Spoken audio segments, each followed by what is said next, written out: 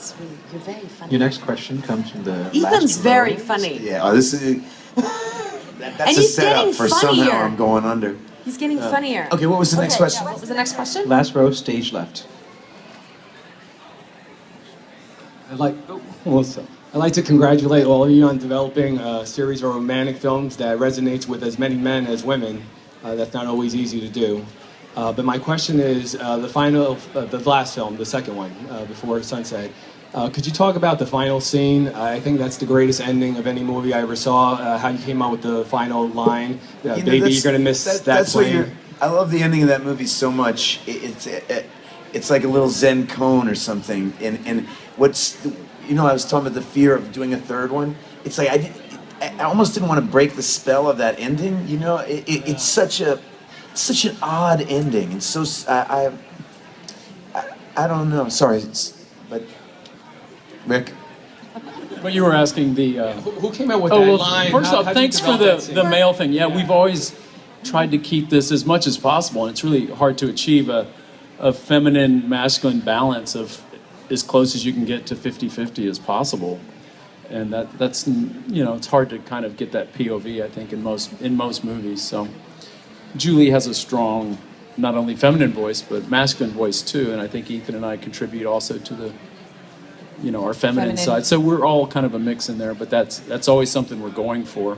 As far as the end of the first movie, the second movie, we had that in the outline. It's not like something we discovered along the way. Early on, yeah. And it was really based on a lot of our writing process is just completely digressive and telling stories, and just we're trying to focus it on the work, but we really have permission to talk about anything, and we cover the gamut of politics, sex, art, culture, just anything that's on any of our minds.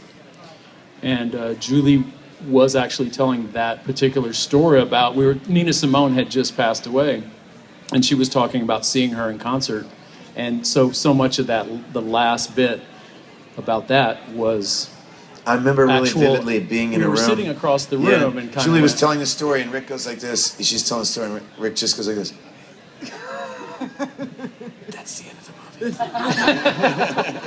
and that's kind of how it started. Yeah, and then the line when Julie says, "You're going to miss that train, that plane." That I don't think that was scripted so early. I think we came to that later. Like we had to earn that one. I think. Yeah.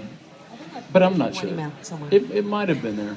I don't know. I remember. Yeah. The first movie, we work on these as we're doing them. We're working on weekends and the night before, and this one wasn't an exception. The end of this movie was something that shifted around quite a bit. You'll see. It wasn't. It's to get the right note, you have to kind of have lived it, and not just rehearsed it, but maybe filmed it. So, if we're lucky enough to film in order, sequentially, which we have been to some degree, particularly on the first film. That works for us. When you guys sat down to write this one, how did you know what was authentic to Jesse and Celine? Were there a lot of